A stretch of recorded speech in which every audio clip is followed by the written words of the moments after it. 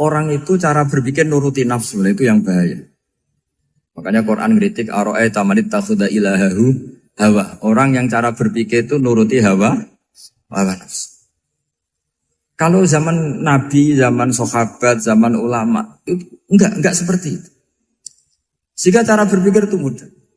Makanya kata Nabi absyiru ya ma'syaral muslimin kata. Kamu harus senang ya ma'syaral muslimin. Allah sekarang buka pintu langit yang sebelumnya enggak pernah dibuka. Dan Allah yubahi bikum malaikatah. Dan Allah membanggakan kamu kepada para malaikat. Kenapa? Umatnya Muhammad, umatnya Rasulullah Muhammad SAW, itu kalau sampean kepengen mati setiap saat itu baik, itu resepnya gampang kata Nabi. Addu faridotan wantadzoru ukhra. Jadi Allah memberitahu, ya Muhammad umatmu ini luar biasa. Jadi misalnya tadi kita sholat subuh, ditanya, Bahak kamu sekarang ngapain? Nunggu sholat duhur ya. Setelah sholat duhur ditanya lagi nunggu apa asar. Sehingga faman kanat hijratuhu ila Allah wa rasulih fa hijratuhu ila Allah. Jadi kalau ya sudah ini tak ijazahkan. Kalau setelah sholat subuh nunggu apa? Duhur. Setelah duhur nunggu. Sehingga ketika kita mati itu statusnya penunggu sholat. Tapi kamu kan enggak miskin. Kenapa? Penunggu kaya. Ya itu enggak masuk surga itu. Penunggu kemapanan. Berarti kan menunggu sesuatu yang seleranya nafsu. Beda kalau penunggu sholat.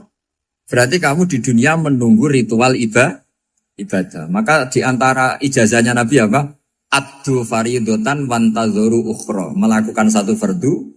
Kemudian kita menunggu tugas berikutnya. Jadi niati saja setelah subuh nunggu apa? Duhur. Setelah duhur, meskipun kita di perapatan. Apa? Nunggu asar ya. Tapi ya asar betul, jangan nunggu tok pas asar ndak. Jadi sebetulnya umat ini gampang sekali.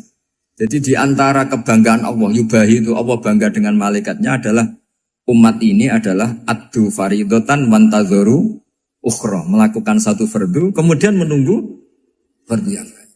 Dari mengkhidmati kampus, ingin mengkhidmati masyarakat, dari satu masyarakat lokal Semarang menjadi sampai sekarang sampai Banjarmasin, Unisula mau bikin kampus di sana terus gitu. Dari satu tugas ke tugas yang lain. Makanya Islam diajarkan setelah satu tugas selesai, faida faruhtafan sok. Jadi sehingga hidup kita itu dinamis. Dari satu kebaikan menunggu kebaikan lain, dari satu kebaikan menunggu. Sehingga hidup kita ngapain? Nunggu satu kebaikan. Ini sudah masuk faman kanat hijratuhu ila Allah wa rasulih, fa hijratuhu ila Allah wa rasulih. Sehingga bayangkan kalau kita direkam Allah. Gusti kula ampun mati nak dereng sugih. Wis melarat puluhan tahun, sakit, nunggu sesuatu sing sifatnya nafsu, kepengin sugih. Sugih tok jak cukup. Tahu buruh wong sing tahu ngenyek ndekne lho, itu kan urung-urung wis dendam. Saya belum mau mati sebelum kaya dan buruhkan orang yang pernah melecehkan saya. Wis ngono akhirnya mati urung sugih. Berarti wis fakir matine hasud. Mau itu ngenes dunia akhirat kan kira-kira seperti itu. Kamu santai aja kalau fakir berarti meringankan hisab karena ada banyak harta. Yang mau dihisab papanya enggak punya apa-apa. Jadi saya mohon sekali ya, Islam itu mengawal kebahagiaan. Sebab itu sampai bahagia itu menjadi perintah Islam, qul bi fadlillah wa bi rahmati fa bidzalika falyafrahu. Karena dengan bahagia bi taat diharapkan orang Islam itu tidak bahagia atau cari kesenangan lewat jalur maksiat. Sehingga ciri utama wali apa? Ala inna awliya Allahi la khaufun alaihim walahum yahzanun. Sehingga ulama dulu itu rileks-rileksnya. Termasuk yang saya ceritakan tadi, Imam Ahmad, Imam Syafi'i. Itu melihat apa saja rileks. Ya tadi kalau disenangi orang ya barokah, punya kawan kebaikan. Nak dineng ya barokah dineng di gedingi tonggo rada utang, ngeranjuk tulung gitu. Jadi rileks saja. Masyhur itu Imam Syafi'i ngendikan waman asaa ilaika faqat atlakoka. Orang yang berbuat buruk sama kamu hakikatnya adalah membebaskan kamu. Atlako itu apa? Membebaskan. Enak gak jadi hidup gitu? Kalau kamu kan enggak, kok gedeng aku salahku apa? Malah kamu ujub tuh, orang kok gak tahu salahnya. Kamu jadi suami, istrinya ngomel, kurang apa saya sebagai suami? Ya kurang banyak, ndak ganteng, ndak kaya, ndak ini. Malah kalau diterangkan malah parah toh. Ya sudah rileks saja. Kalau dia ngomel ya tadi, alhamdulillah dapat pahala tanpa apa? Biaya. Terus ngomel kan butuh energi, paling yang tidak kuat 3 jam. Nanti juga berhenti apa? Terus ambil nilai positifnya. Misalnya ngomel sama suaminya, bagus lah. Kalau ngomel sama tetangga malah kayak apa gitu aja udah. Jadi ulama dulu itu gampang sekali melihat melihat hidup. Rasulullah ya gitu, melihat hidup tuh gampang saja. Ketika tanya, ya Aisyah apa ada sarapan? Tidak ada ya Rasulullah, ya sudah saya tak puasa. Jadi enteng saja. Kadang-kadang beliau ingin puasa, ya puasa sunat, ada sarapan nggak jadi puasa. Rileks. Nabi itu rileks. Kalau ngajari kebaikan juga rileks. Nah sekarang itu banyak orang yang karena mungkin kurang baca, Islam tuh kayak menjadi aturan yang bengis, yang repot, yang mengekang. Itu tidak seperti itu. Yuridu wa bikumul yusra wala yuridu bikumul usra. Allah menghendaki agama ini mudah. Sehingga ada sahabat di Imami Mu'ad itu baca Baqarah. Sahabat ini pekerja petani, mufarokoh ditinggal. Ketika Mu'ad lapor, ya Rasulullah ini ada orang munafik, tengah-tengah sholat mufarokoh saya ditinggal. Yang disalahin itu tidak yang ninggal tapi Mu'ad. Afattanun anta ya Mu'ad, kami itu tukang fitnah. Masa ngimami petani pakai surat Baqarah? Jadi yang disalahkan ini imamnya. Kalau kamu jadi imam, sholatnya ya yang cepat. Makanya terus banyak orang kecepatan karena tadi. Jadi Nabi itu enteng sekali. Jadi apa ya, Nabi itu beda dengan yang kita bayangkan beda. Nabi pernah ngaji di masjid, kemudian ada tetangga lewat pakai cangkul ke kebun. Semua sahabat gerutu. Ini orang tidak benar, ada Nabi ngaji ditinggal saja ke kebun, tidak ikut ngaji. Jawabannya Nabi tidak, itu bagus, itu ikut sunnah saya. Kenapa ya Rasulullah? Dia kerjanya nyari halal. Dan untuk menghidupi keluarganya itu juga ajaran saya. Sehingga yang ngaji ya ajarannya Nabi, yang enggak ngaji karena kerja mencukupi keluarga juga ajarannya Nabi. Segampang. Oh, kalau kayaknya kamu kan, wes gak roh akhlak kan gitu. Nabi rileks saja Nabi. Sampai bisa lihat itu di Ihya, di bab Fadhailul Kasbi. Makanya ini penting sekali supaya orang itu berpikir Islam atau mendakwakan Islam itu berdasar sanad ya yang muttasil yang pernah dilakukan Rasulullah SAW. Sesuatu yang dilarang Allah itu pasti madhar. Maka untuk melarang seseorang bergantung sama narkoba misalnya atau hal-hal yang bahaya pada fisik, itu satu tentu bagi ahlullah, tentu karena takut Allah. Tapi banyak masyarakat yang memang benar-benar bisa meninggalkan narkoba karena efek buruknya ganja. Bahwa itu mengakibatkan sakau, mengakibatkan tidak sadarkan diri, mengakibatkan kebangkrutan ekonomi macam-macam. Sehingga mereka benar-benar benci sama yang namanya narkoba. Jadi di antara manhajul Quran itu kalau mentakbih, memburuk-burukkan maksiat itu mesti dikritik innahu kana fahisyah. Innahu kana fahisyata wa maqta wa sa'a sabila. Innahu kana fahisyata wa sa'a sabila. Diulang beberapa kali. Sehingga dibutuhkan kecakapan untuk menganggap satu hal yang buruk itu fahisyah, sesuatu yang enggak rasional, sesuatu yang tidak positif, sesuatu yang pasti berdampak negatif. Sehingga kalau misalnya tadi dibacakan oleh Qori, kuntum khaira ummatin ukhrijat linnasi ta'muruna bil ma'ruf wa tanhauna 'anil munkar. Untuk berhenti dari kemungkaran itu satu takbihun litilkal munkar atau litilkal mungkarat, bahwa mungkarat itu kita cap, kita stigmasi bahwa itu buruk sekali. Seperti Nabi mengajarkan pemuda tadi, masa kamu suka ibu kamu digitukin lelaki lain, putri kamu, bule kamu, bude kamu, sehingga orang ini pikirannya termindset betapa buruknya zina. Sama seperti kita sukses memindset betapa buruknya narkoba, betapa buruknya bahan-bahan terlarang. Begitu juga seterusnya terus pengkhianat dan sebagainya. Tapi problem manusia adalah dia itu akan mencari kebahagiaan atau kesenangan sesaat. Maka caranya gimana? Keinginan senang lewat maksiat ini dilawan dengan nyaman dengan taat. Saya ulang lagi, nyaman dengan taat.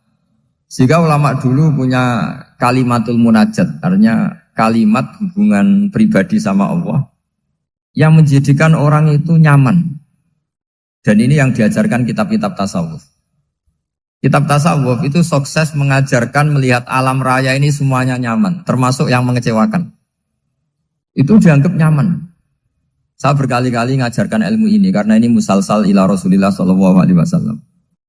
Itu pernah suatu saat Imam Ahmad itu dipanggil sama tetangganya, anak muda. Tentu Imam Ahmad ini orang yang sangat soleh, sangat waroi, sangat tunduk sama perintahnya Allah dan Rasul. Pemuda tadi manggil, ya Ahmad, datang ke rumah saya. Imam Ahmad datang. Setelah sampai ke pemuda tadi, sudah pulang lagi, saya tidak butuh kamu. Pulang lagi. Setelah sampai rumah dipanggil lagi, ya Ahmad, datang lagi. Datang lagi. Oh, saya tidak jadi butuh, pulang lagi. Sampai 3 kali. Dan itu perangai ekspresi Imam Ahmad itu atau ulama lain yang sesoleh beliau itu nyaman, indah. Beliau tetap senyum-senyum nyaman. Beliau tidak tersinggung, tidak terprovokasi, tidak, ya pokoknya tidak tersinggung, kelihatan nyaman. Lama-lama pemuda ini terus tanya, ya Ahmad, kamu saya perlakukan seperti ini kok tidak tersinggung? Kamu senyum-senyum saja, happy-happy saja. Jawabnya Imam Ahmad itu unik. Wahai pemuda, saya kamu panggil itu senang sekali. Karena kata Nabi, kalau kamu iman dengan Allah dan Rasul, maka hormatilah tetangga. Jadi saya senang. Karena nuruti perintah Allah untuk menghormati tetangga. Jadi tidak ada urusannya dengan kamu. Kagetnya kayak apa? Jadi dipanggil tetangga ya senang karena melakukan perintahnya Allah dan Rasul, yaitu ikramul jar, fal yukrim jarahu. Disuruh pulang, kamu ingin saya pulang, ya saya pulang. Disuruh datang, ya saya datang. Jadi saya tidak tersinggung, saya tidak ada urusan dengan kamu. Urusan saya dengan Allah Subhanahu wa Ta'ala. Itu kalau bapak-bapak istrinya ngomel terus sabar itu ya bagus. Saya tidak punya urusan. Kalau kamu terprovokasi oleh istri, berarti kamu didikte oleh makhluk. Masa seorang rektor didikte makhluk? Kan tidak keren. Apalagi seorang Habib didikte makhluk, kan gak keren. Yang bisa mendikte kita hanya Allah Subhanahu wa Ta'ala. Dan Allah mendikte kita, mengajarkan kita wa ashiruhunna bil ma'ruf fa in karihtuhunna fa asa an takrahu shay'an wa yaj'alallahu fihi khairan katsira. Jadi cara melihat istri kita bawel gitu atau cerewet, alhamdulillah ini ada pahala tanpa modal, cukup sabar. Kalau istri kamu sedang mesra, malah mintanya ke mall, malah biayanya tinggi. Murah mana dapat pahala dimarahin sama saat mesra minta ke mall? Milih yang pertama kan? Nah ya itu tidak usah modal. Ya gitu aja. Jadi kalau istri sedang marah bawel, anggap saja ini rezeki. Dapat pahala tanpa apa? Biaya. Nah, kalau pas rukun malah nantang ke mall, biayanya malah tinggi. Jadi ulama dulu itu melihat dunia itu happy. Pernah Imam Syafi'i dikasih tahu, orang yang tadi nyium tangan kamu ya, itu di rumah menghujat Anda. Jadi dia sopan hanya di depan Anda, kalau di luar menghujat Anda. Jawabnya Imam Syafi'i lucu. Ya baguslah. Yang cerita ini kaget. Kenapa bagus ya Aba Abdillah? Kalau manggil Imam Syafi'i ya Aba Abdillah.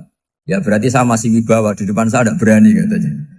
Jadi dipandang enteng saja. Jadi kalau kamu di depan kamu istri kamu tidak berani belanja, tidak ada kamu belanja banyak, anggap saja Anda wibawa. Jadi enteng saja. Pernah Imam Syafi'i dikasih tahu, separuh dari kampung Anda itu gak suka kamu. Ya bagus lah. Kenapa? Oh nak rukun malah bakal utang katanya gitu. Kira-kira yang utang itu yang rukun apa yang neng-nengan? Yang rukun. Jadi enteng saja. Masyhur itu makalahnya Imam Syafi'i. Waman asa'a ilaika faqad atlaqaka. Orang yang berbuat buruk sama kamu berarti membebaskan kamu. Kalau saya sedang nenengan sama Habib Hasan Toha Putra, beliau naik Alphard gak nawarin saya sah karena baru nenengan. Tapi kalau sedang rukun malah harus repot mana? Rukun sama ndak rukun? Repot rukun sebetulnya. Jadi Imam Syafi'i itu happy saja. Kalau sedang rukun sama tetangga ya dianggap rukun itu satu kenikmatan. Sedang nggak rukun ya dianggap satu kenikmatan. Jadi orang dulu itu serilek itu melihat dunia. Kalau kita kan enggak, ego. Wah saya ini suami kok dimarahin istri. Wah ini egonya bangkit. Padahal egonya bangkit itu ada kebodohan di situ. Yaitu seorang rektor didikte seorang istri, seorang makhluk. Apalagi kalau Anda daftar wali itu tidak akan jadi wali. Ini wali kok tunduk sama makhluk. Karena didikte apa? Makhluk. Maka Imam Ahmad ketika tetangganya bully gitu ya santai saja, beliau happy. Ketika pemuda tadi eskal janggal, kenapa kamu gak tersinggung ya Ahmad? Memangnya saya harus tersinggung gimana? Kan tak panggil tidak jadi, tak panggil tidak jadi. Hei pemuda, saya ini tidak punya urusan dengan kamu. Saya nuruti kamu karena perintahnya. Saya senang melakukan perintah Allah, harus berbaik sama kamu. Sampai 3 kali. Ajarkan Muhammad atau katakan Muhammad pada umatmu. Sebaiknya atau seharusnya mereka hanya gembira dengan melihat fadlnya Allah dan rahmatnya Allah. Ini harus kita pahami mulai dari konstruksi yang paling pokok, yaitu akidah. 2 ahwal. Ahwal itu 1 perilaku sosial. 3 mutamimat, sesuatu yang tidak pokok, tapi kita butuhkan dalam mengawal hidup ini. Saya beri contoh, itu sampai maksiat, itu karena cari kesenangan. Misalnya baru penat itu, ingin seneng, ada orang yang macam-macam lah, ingin melihat maksiat, apa itu pornografi, apa nyabu, apa macam-macam. Itu sebetulnya agama punya konsep yang luar biasa, yaitu seharusnya seseorang itu gembira. Gembira dengan ketaatan. Lalu pertanyaannya caranya gembira gimana? Gembira itu mudah. Jadi misalnya kamu sujud sama Allah Subhanahu wa taala. Terus cara berpikir begini. Ini sekaligus ijazah. Cara berpikir begini. Ya Allah, ini kata Sayyidina Ali, kafani izzan an akuna laka abdan wa kafani fakhron an takuna li rabban. Ya Allah, betapa sialnya saya andaikan saya jadi budak dari makhluk yang sama. Misalnya sampean itu seorang kiai atau rektor atau doktor atau orang terpelajar, kemudian kamu jadi budak atau hamba dari makhluk yang setara. Betapa hinanya saya.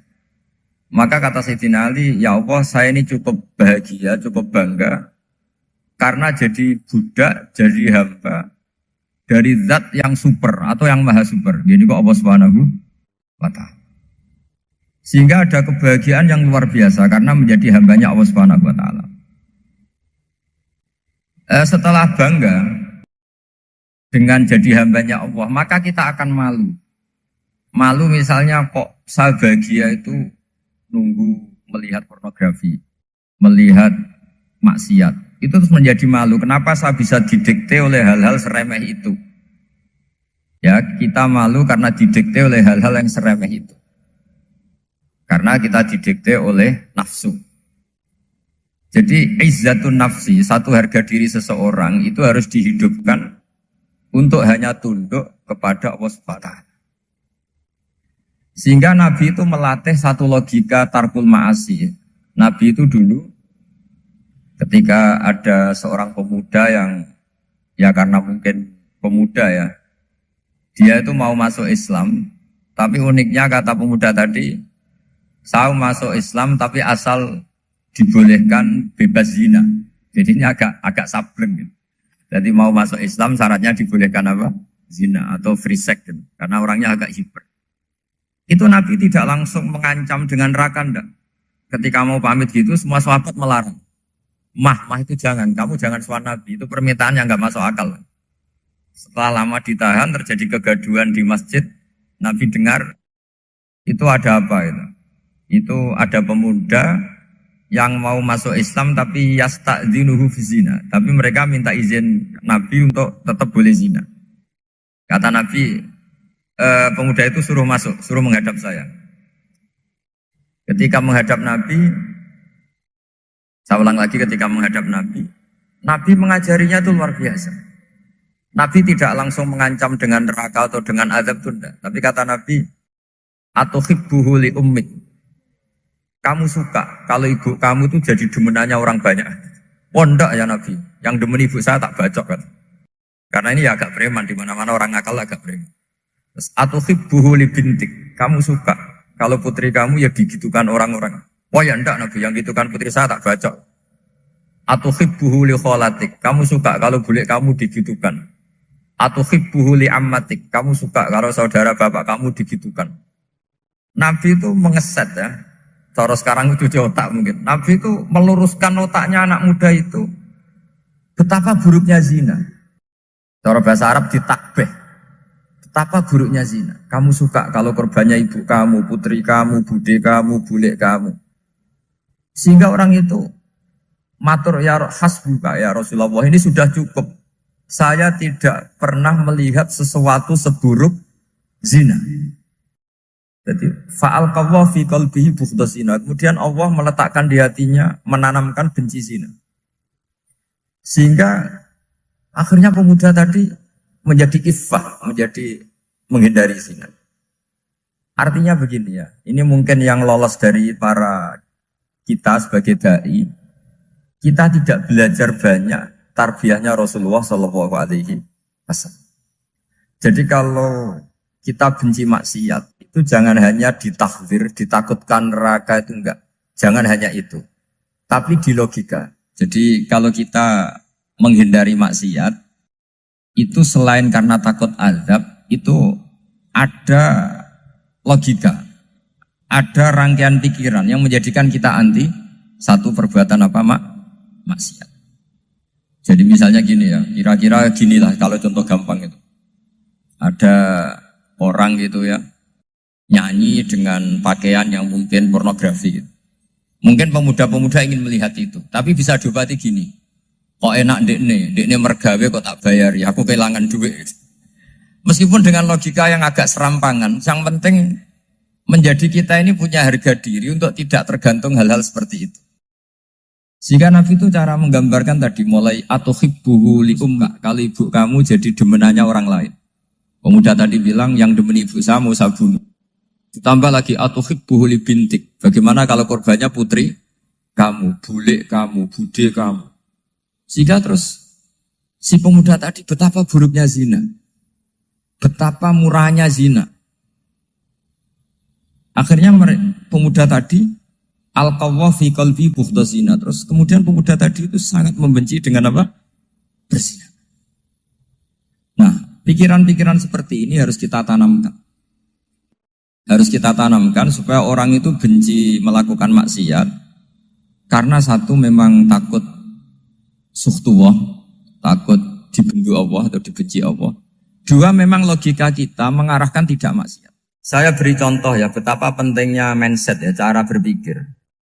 Orang itu menjadi kikir itu karena nganggap hidup itu lama dan uang itu penting. Kalau zaman Nabi itu sederhana kalau melihat hidup. Pernah suatu saat Nabi itu punya jatah makan. Karena Nabi itu hidupnya juga pas-pasan. Jadi Nabi itu unik. Beliau di satu sisi kaya raya, bisa ngurmat Abu Hurairah, Ammar, Suhaib. Ashabu Sufa itu dirawat Nabi semua. Itu kan kaya, bisa ngerawat sekian orang. Tapi di sisi yang lain untuk pribadinya beliau miskin. Kadang nggak bisa makan hari itu. Tapi di saat yang sama bisa merawat Ahlus Sufa. Jadi keliru kalau orang hanya cerita Nabi itu miskin, untuk makan dirinya aja susah. Itu keliru. Kelirunya kalau tidak diteruskan, tapi Nabi mampu menghidupi Ahlus Sufa. Singkat cerita, jatah makannya Nabi itu dikasihkan orang ketika Nabi tanya, ya Aisyah, makanan jatah saya di mana? Oh ya Rasulullah, tadi ada orang minta tak kasihkan, maka makanan itu habis. Apa kata Nabi? Kamu salah Aisyah. Yang kamu kasihkan itu justru yang masih. Ya, yang kamu kasihkan itu justru yang masih. Sehingga Nabi menganggap, makanya Nabi terus ngendikan. Ya kalau mukhatabnya lelaki ya kira-kira begini. Wahallaka min malika illa ma akalta fa'afnaita walabista fa'ablaita. Terus tanya wa tasaddaqta fa'abqaita, kata Nabi. Harta kamu ya kamu makan kemudian ke WC jadi kotoran, atau punya pakaian mewah nanti rusak. Wa tasaddaqta fa'abqaita. Ada yang kamu sedekahkan yaitu yang abadi sampai akhir. Sehingga banyak pengusaha yang mencintai saya setelah tak ajari hadis itu.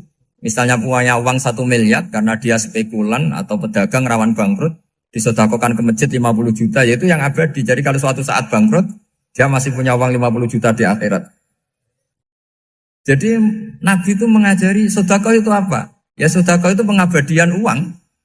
Kalau kita kan enggak, bilang sedekah itu nguras uang. Itu pikirannya setan, dan pikirannya orang Islam. Itu cara berpikir setan, bukan cara berpikir umat apa? Sehingga Sayyid Ali Zainal Abidin itu kalau ada orang minta, kemudian beliau ngasih, itu beliau bilang gini, marhaban biman hamala zati ilal akhirah. Matur nuwun nggih jenengan sing beto sangu kula nate. Jadi dianggap teller saja. Orang yang minta uang beliau itu dianggap tukang nyatet bank. Karena sudah ditabungkan. Ya sudah. Kalau kita kan enggak, wah pengemis tuh ganggu gini-gini. Kecuali pengemis profesi ya mungkin kita agak-agak enak. Pada zaman akhir itu ada pengemis apa? Profesi. Jadi repot teman. Terus tak beri contoh lagi kebahagiaan ketika kita milih Islam moderat. Islam kita diajarkan guru-guru kita, utamanya oleh guru kita Mbah Maimun. Saya juga sering ketemu beberapa ulama dunia, termasuk Habib Umar. Saya juga ikut sowan ke sini pas beliau sama Habib ini Hasan Toha Putra di sini sama orang-orang moderat. Itu cara berpikir juga luar biasa indah. Beliau pernah cerita ya, beberapa ulama lah, banyak yang cerita itu. Saya pernah diceritani seorang alim, ketika ada orang ekstremis itu mau ngebom di tempat maksiat. Kebetulan yang maksiat itu kebanyakan ya orang Islam, karena di negara yang mayoritas Islam. Ditanya sama Syekh Sa'rawi. Syekh Sa'rawi itu mufassir top di mana? Mesir. Ini mau tak habisin karena mereka orang Islam kok maksiat terus. Terus ditanya sama Imam Sa'rawi, laumatu ala khini ma'asihim aina masiruhum. Kalau mereka mati dalam keadaan maksiat, mereka kemana? Ya ilanar, mereka pasti masuk neraka. Terus ditanya sama Imam Sa'rawi, wahal masiruhum ilanar muradun nabi amla. Punya umat maksiat kemudian mati masuk neraka, itu yang diinginkan Nabi apa enggak? Ya tidak aja. Ya sudah, enggak usah dibom, ditunggu tobatnya kata. Karena kalau mati dalam keadaan itu ke neraka, dan itu tidak yang diinginkan Rasulullah Sallallahu Alaihi Wasallam. Terus ekstremis ini menjadi tobat, tidak berpikir ekstremis Mas. Jadi orang itu harus berpikir mindset yang baik. Meskipun kadang berpikir baik itu ya agak-agak kacau. Ada seorang wali majdub, itu kalau berdoa agak kacau, tapi gak bisa dibantah. Masyhur itu doa itu. Ini sekaligus ijazah, tapi kalau sebelum wali gak boleh. Itu datang ke makamnya Rasulullah SAW. Terus doanya itu begini. Ya Allah, sekarang terserah engkau. Ya Allah, sekarang terserah engkau. Jika saya kamu jadikan orang soleh, jika saya engkau jadikan orang soleh, maka surra habibuk, maka kekasihmu ini senang. Yang susah musuhmu yaitu setan. Tapi kalau engkau menjadikan saya orang fasik, maka yang susah kekasihmu, yang senang musuhmu. Jadi kan punya dua pilihan itu. Wah itu kan doa tapi kayak teror itu. Ya jadi berdoa di Raudhah. Wah itu pasti mandi itu karena agak-agak maksa Tuhan itu. Ya Allah, engkau punya dua pilihan. Jika saya jadi orang soleh, maka kekasihmu ini senang. Musuhmu yang susah yaitu setan. Tapi jika saya jadi orang fasik, maka musuhmu yang senang, kekasihmu yang susah. Mohon terserah jenengan, mau menyenangkan kekasihmu, apa menyenangkan musuhmu gitu. Kira-kira gimana? Kalau tertarik boleh doa itu dipraktekkan. Tapi kayaknya kalau copy paste itu gak keren, apa? Jadi dulu orang itu muamalah sama Allah dan Rasul itu rileks. Rileks itu nyaman karena ya tadi qul bi fadlillah wa bi rahmati fa bidzalika falyafrah. Sehingga Imam Izzuddin bin Abdissalam itu ngendikan innalladzina yarmunal muhsanatil ghafilat. Di antara kebaikannya ibu-ibu atau mbak-mbak ini harus berstatus ghafilat. Perempuan-perempuan pelupa. Ghafilat itu pelupa. Pelupa dari kenikmatan maksiat sehingga mereka dengan taat. Misalnya ada ibu-ibu atau mbak-mbak atau juga bapak-bapak tahajud, kemudian nyaman dengan tahajud itu. Kira-kira terbersit enggak ingin maksiat? Enggak kan, karena sudah nyaman dengan tahajud, dengan taat. Maka dibutuhkan kenyamanan dalam beribadah. Sebab itu ala bidzikrillahi tatmainnul qulub. Makanya saya termasuk kiai yang setiap ngaji itu happy, seneng. Karena ini untuk kampanye, seneng dengan ngaji, dengan taat itu sudah luar biasa. Kayak apa kalau mereka senengnya kalau nunggu melakukan maksiat. Jadi termasuk bentuk perlawanan kita terhadap maksiat adalah usahakan kamu tuh bahagia, senang dengan taat. Istiqnas billah, mu'anasah billah, farah billah, itmi'nan tumaknina billah. Sehingga ini mencukupkan kita tidak berkebutuhan maksiat. Meskipun kita ya manusia, pasti suatu saat atau sudah pernah maksiat. Serasa diceritakan lah, itu mesti gitu. Lah orang-orang dulu itu orang yang sukses mengelola bahagia ma'allah wa billah walillah. Jika wali-wali dulu itu jadi wali itu tidak mesti karena ibadahnya banyak, itu tidak. Mereka orang yang ibadahnya itu biasa. Biasa-biasa sekali. Ulama-ulama dulu ibadahnya biasa sekali. Tapi qulubuhum ma'allah, hatinya itu ma'allah. Itu ada seorang wali itu jadi wali, Umar bin Abdul Aziz yang dikenal khamisul khulafa. Khamisul khulafa. Di luar khulafa Rasyidin 4, di antara yang soleh adalah siapa? Umar bin Abdul Aziz. Itu ketika mau meninggal, itu senangnya bukan main. Itu semuanya nangis, beliau senang. Terus tanya, kenapa kamu senang? Memangnya saya kalau mati itu kemana aja? Ila khairi madhubin ilah, ke zat terbaik. Dibang urip mbek kowe bulet atau mbek arhamur rahimin kan. Yaitu Allah Subhanahu. Jalaluddin Ar-Rumi ketika mau meninggal itu muridnya nangis semua, beliau marah. Kamu harusnya pesta karena saya mau ketemu kekasih saya, malah kamu tangisi. Goblok sekali kamu katanya. Jadi orang-orang dulu itu luar biasa. Karena tadi mereka tidak ingin ketemu Allah itu dianggap problem. Harus sesuatu yang membahagiakan. Makanya wali-wali itu kalau berdoa begini. Wa khairu ayyami yauman alqa fih, dan jadikan hari terbaikku adalah hari ketika saya ketemu engkau ya. Pernah dengar doa itu? Wa khairu ayyami yauman alqa fih, dan hari terbaikku adalah hari saat ketemu engkau. Aman kan enggak? Sampai mati ku wedi. Saya tidak tahu wedi dosa apa wedi Israel apa wedi malaikat siapa? Mungkar nakir. Sebenarnya tidak perlu seperti itu. Karena cara pandang Nabi itu ini bisa dipraktekkan. Kalau kamu orang baik, mati artinya apa? Ya baik. Karena husnul khotimah. Kalau kamu orang yang buruk, itu kata Nabi, anggap saja mati itu akhir dari keburukan kamu. Nah, aku urip terus, malah maksiat terus. Maka Nabi itu kalau ngajari kita berdoa gini, Allahumma maj'alil hayata ziyadatan li fi kulli khairin wal mauta rohatan li min kulli syarri. Ya Allah, kalau saya hidup, ya anggap saja ziyadah fi kulli khairin, berpotensi nambahi kebaikan. Kalau saya mati, anggap saja ini akhir dari segala keburukan. Maka saya berkali-kali, banyak tradisi ulama-ulama NU, ulama-ulama pesantren, ya ada hanya NU, pokoknya ulama-ulama alim. Itu kalau ada orang mati, orang nakal gitu mati, ini saya gitu. Itu hadirin mesti gak terima. Wapi enang di wong wakal. Tapi dipaksa sama kiainya, saya gitu. Lama-lama dipaksa. Saya gitu. Padahal ning atine kiai wis ra iso maksiat meneh wis saya gitu. Karena dengan mati berarti saya sudah tidak bisa maksiat lagi. Jadi Nabi melihat hidup dan mati itu segampang itu. Kalau al-hayata ziyadatan li fi kulli khairin wal mauta rohatan li min kulli syarr. Coba kita ke depan itu kan ada potensi zina, potensi korupsi, potensi maksiat.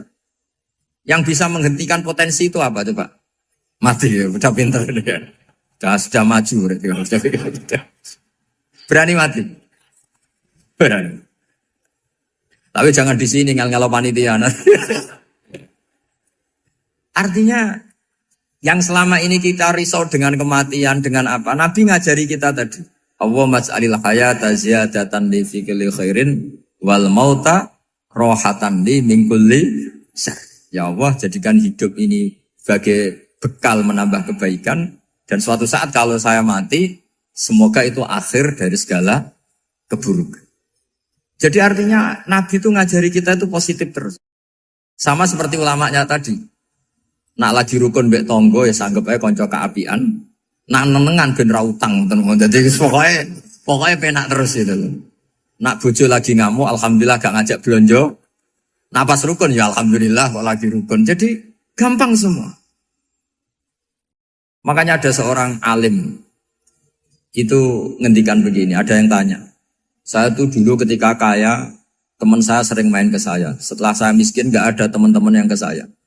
Dikira si Habib ini kebetulan orangnya Habib itu mendukung keluhan dia. Ternyata enggak. Si orang alim itu bilang gini, malah bagus toh gitu. Kowe wis melarat buruhe wong. Ya sudah kamu miskin buruhnya orang lain. Misalnya tukang manol di pasar atau tukang becak. Kemudian teman-teman kamu datang, malah kamu malu tuh jadi tontonan. Bagus kalau mereka lupa, pas kamu miskin enggak ada yang lihat katanya. Jadi apa ya, dianggap enteng saja gitu. Akhirnya orang ini gak jadi ngeluh. Selama ini kan kita ngeluh ya, ketika miskin teman-teman gak datang. Coba kalau mereka datang pas kamu buruh bikin botol di orang lain. Mantan bos buruh, malu gak? Milih datang kepada? Nah lah sudah bener itu.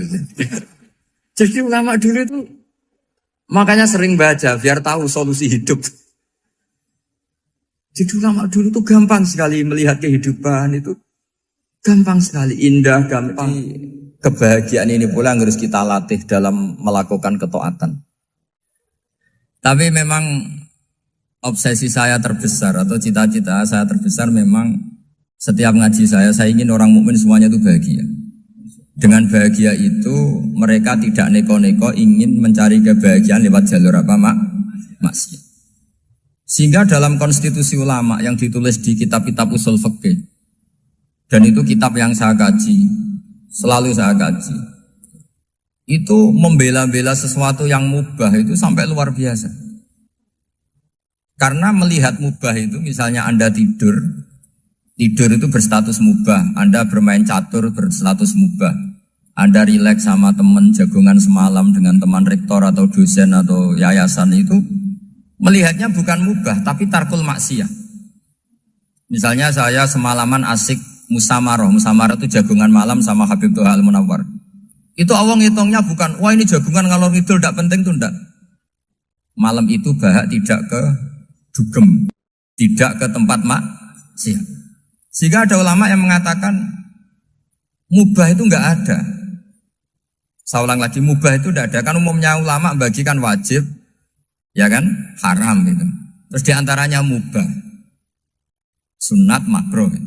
Ada ulama yang mengatakan mubah itu tidak ada. Kenapa? Logikanya begini. Itsma min mubahin illa wa yatahaqqaqu bihi tarku haramimma. Karena tidak ada mubah yang Anda lakukan kecuali saat itu pasti ditinggalkannya sebuah keharaman. Misalnya Anda sedang jagungan sama istri di luar, di rumah. Asik di rumah semalaman. Mungkin bahas hal-hal yang ringan. Mungkin melihat sinetron atau apalah yang ringan. Tapi di situ terjadi Anda meninggalkan ke tempat-tempat maksiat. Sekarang ninggal maksiat itu wajib apa mubah? Wajib. Padahal Anda sedang melakukan mubah. Nah itu dicatat oleh Allah itu tarkul haram, meninggalkan keharam. Jika masyhur dalam cerita wali-wali itu, Abu Yazid yang seperti itu ibadahnya pernah tanya, ya Allah lalu yang makomnya orang seperti saya siapa? Karena beliau semalaman ibadah terus. Sama Allah dijawab, ya yang tidur di pinggir kamu itu. Abu Yazid, loh kok bisa ya Allah? Dia kan tidur terus. Ya kan dia tidur berarti meninggalkan keharaman. Ngomong sing potongan tukang maksiat itu apik turu apik melek kira-kira. Apik turu. Timbang sama nak melek pola wis turu ae kira-kira gitu. Jadi enggak usah dipaksa tahajud, dipaksa qiyamul lail itu. Iya kalau qiyamul lail.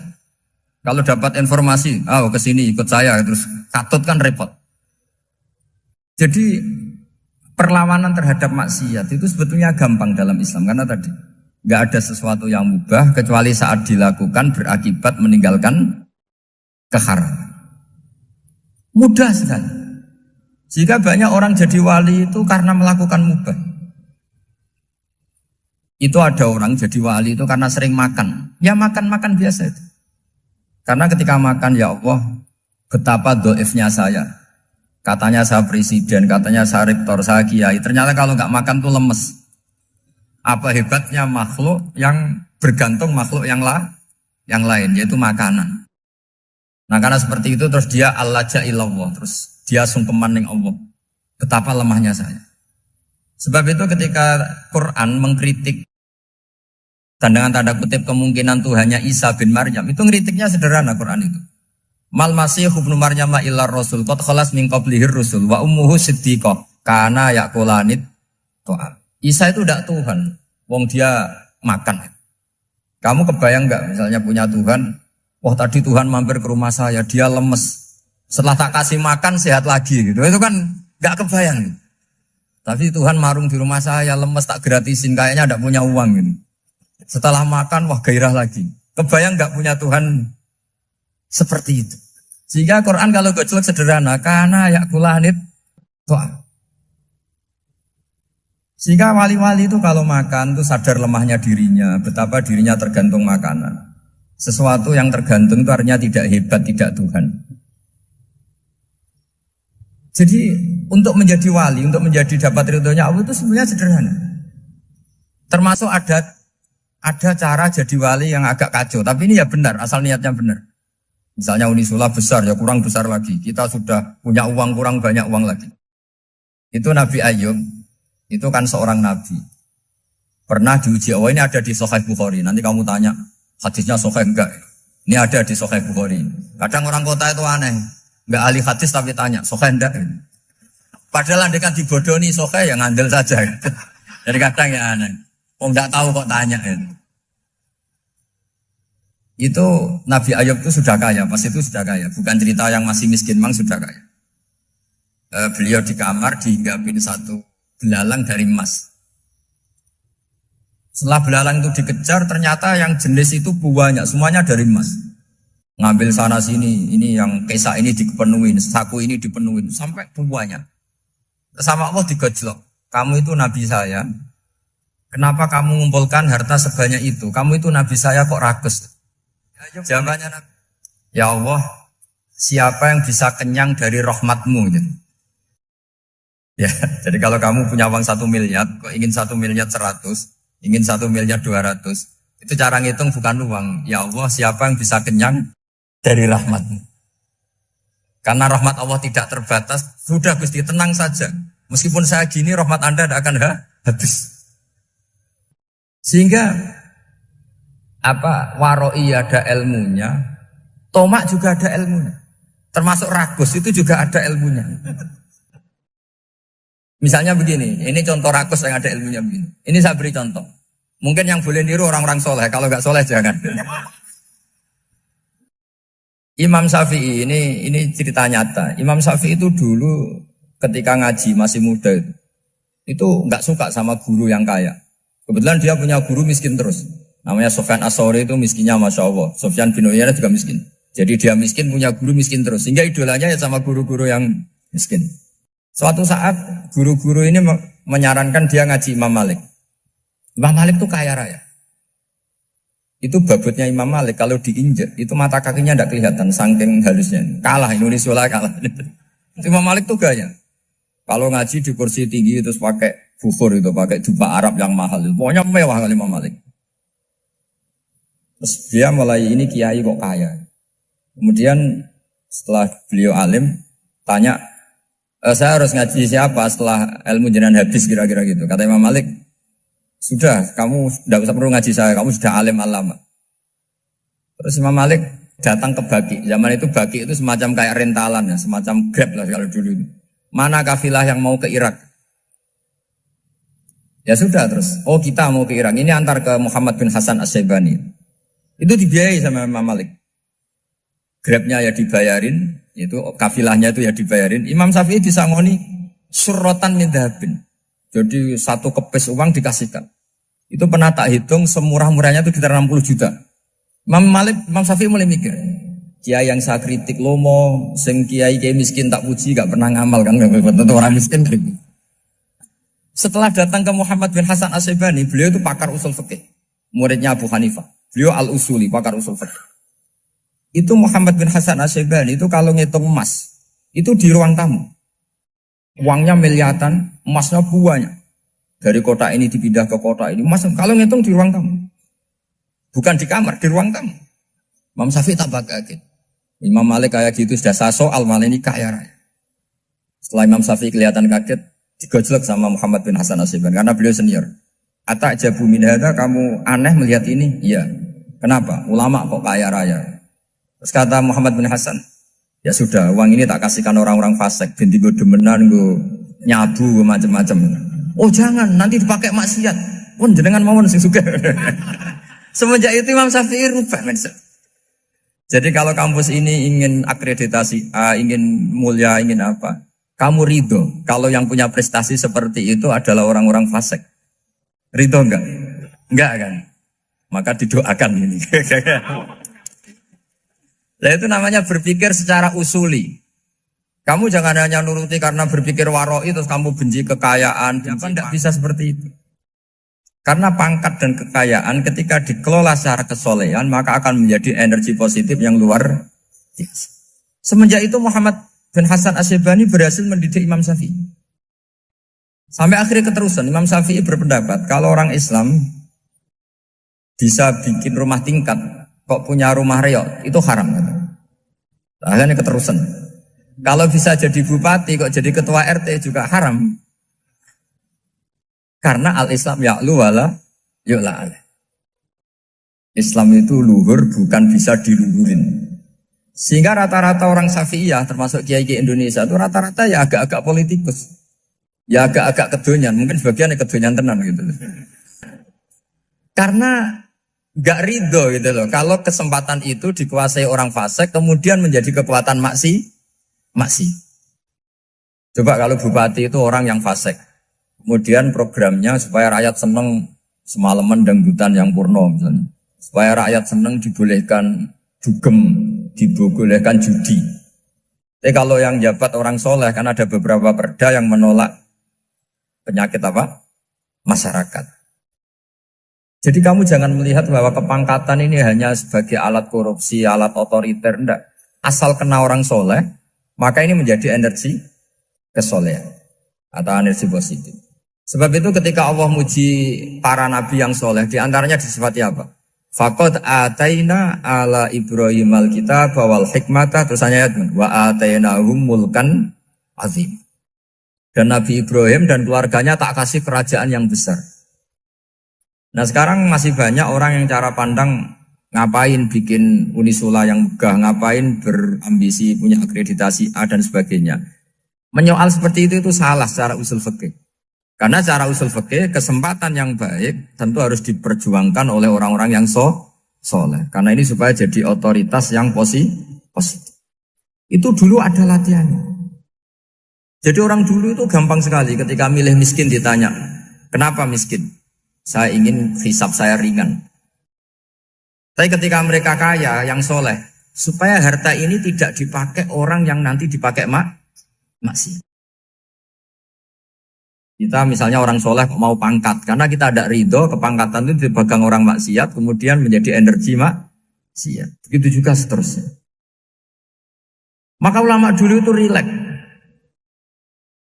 Sampai Syekh Nawawi Al-Bantani itu nanti bisa dicek di tafsir. Qul hal yastawil ladzina ya'lamuna wal ladzina la ya'lamun. Beliau muji-muji ulama. Kemudian ada seorang yang agak hasud mungkin. Tanya begini. Hebatnya ulama itu begini-begini. Terus ditanya, tapi kenapa kita sering melihat ulama ngantri proposal di rumahnya bupati? Kan? Sementara bupati nggak pernah datang ke ulama ngaji ihya. Jawabannya Imam Syekh Nawawi itu unik. Ya karena ulama itu tahu gunanya uang, sehingga nyari uang untuk pondok, untuk masjid. Sementara bupatinya tidak tahu gunanya ilmu, maka tidak pernah ngaji. Jadi ya ringan saja. Jadi ya sudah seperti itu. Jadi kalau ada ulama kedonyan, anggap saja karena tahu gunanya uang. Jadi kenapa ulama ngantri di kabupaten, bukan bupati ngantri di ulama? Jawabannya, karena ulama tahu gunanya uang. Sementara bupatinya nggak tahu gunanya ilmu. Kira-kira gitu lah. Ada ustadz tidak ganteng, kesensem rondo cantik, karena tahu gunanya ustadz itu. Artinya tahu gunanya kalau saya nikah nanti punya anak jadi gus, karena kan dia kiai gitu. Tapi rondone raro gunanya dia karena miskin gitu. Jadi ulama dulu itu rileks. Rileks menafsirkan apa saja itu rileks, termasuk saat terpojok. Itu rileks. Karena semuanya dianalisis pakai ilmu. Sehingga ciri utama wali itu apa? Ala inna awliya Allahi la khaufun alaihim walahum yahzanun. Enggak ada rasa takut, enggak ada rasa gampang. Karena melihat sesuatu itu gampang saja. Saya ulang lagi, melihat sesuatu itu gampang saja, ringan. Oke, semoga barokah. Assalamualaikum warahmatullahi wabarakatuh.